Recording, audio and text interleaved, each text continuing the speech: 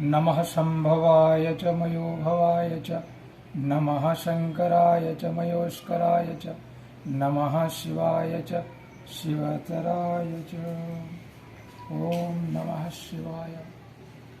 परमपिता परमात्मा की असीम कृपा से मनुष्य जन्म में भगवान ने जन्म दिया है और मनुष्य जन्म का सर्वश्रेष्ठ लक्ष्य है कि ईश्वर की प्राप्ति करने के लिए, और ईश्वर प्राप्ति करने के लिए गुरु तत्व की आवश्यकता होता है। गुरु एक तत्व है, ना कोई व्यक्ति है। गुरु एक शक्ति है, जिस शक्ति को प्राप्त करके मनुष्य गुरु का गुरुत्व में वो ऊर्जावान होता है। जैसे कि एक नदी में स्नान करने के लिए, उतरने के लिए घाट की आवश्यकता है, ठीक उसी तरह गुरु एक घाट की तरह होते हैं। अद्भिद गात्राणि सिद्धति मनः सत्येन शुद्धति विद्या तपोभ्यां भूतात्मा बुद्धिर्ज्ञानेन शुद्धति। जैसे कि अद्भिद गात्राणि सिद्धति अर्थात जल से ये गात्र, इसको कहा जाता है गात्र, तो ये शरीर जल से ही शुद्धि होता है। तो इसी तरह विद्या और तप से आत्मा की शुद्धि होता है और बुद्धि का शुद्धि ज्ञान से ही होता है। और ये गुरु तत्व की जो मुख्य स्रोत धारा है वो ज्ञान है। बिना ज्ञान से मनुष्य को संसार में चलना एक अव्यवस्थित माना जाएगा। इसलिए ज्ञान संपूर्ण होकर के जो भी हम कर रहे हैं उसको दिव्यता की ओर ले जाता है। इसीलिए मनुष्य जीवन में ज्ञान के सिवाय और कुछ नहीं है। जैसे कि एक छोटी सी उदाहरण में आपको समझा देते हैं, मनुष्य और पशु में अंतर क्या है। आहार निद्रा भय मैथुनम च सामान्यम एतत् पशु भी नराणाम। मनुष्य भी खाता है, पशु भी खाते हैं। मनुष्य भी सोता है, पशु भी सोते हैं। मनुष्य भी संतान संतति उत्पन्न करता है, पशु भी करता है। मनुष्य को भी भय लगता है सांप बिच्छू जंगली जानवरों से, और पशु पक्षियों सब जंगली जानवरों को उनको भी डर लगता है। तो सब में तो समानता है। जीने खाने का, रहने सोने का, निद्रा ये भी जाते हैं। मनुष्य को भी निद्रा आती है और पशु को भी निद्रा आती है। तो और कुछ नहीं है।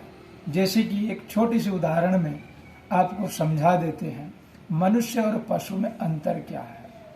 आहार निद्रा भय मैथुनम च सामान्यम एतत् पशु भी नराणाम। मनुष्य भी खाता है, पशु भी खाते हैं।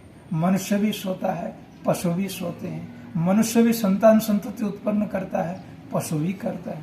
मनुष्य को भी भय लगता है सांप बिच्छू जंगली जानवरों से, और पशु पक्षियों सब जंगली जानवरों को उनको भी डर लगता है।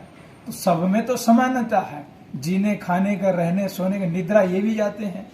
मनुष्य को भी निद्रा आती है और पशु को भी निद्रा आती है।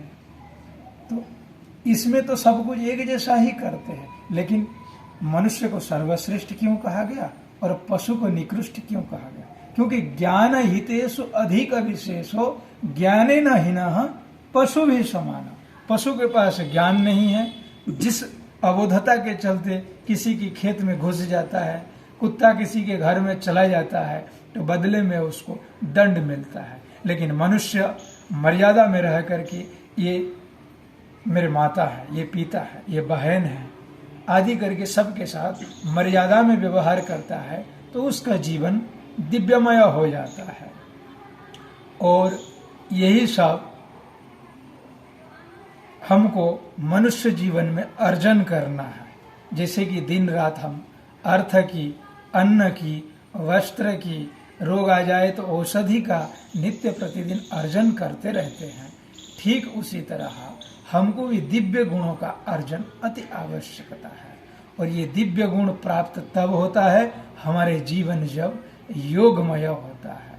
रोगी व्यक्ति, भोगी व्यक्ति जीवन और तथा संसार में जितनी भी सामग्री मिल जाए फिर भी वो प्रसन्नता नहीं रह सकता है। ये अकाट्य वचन है।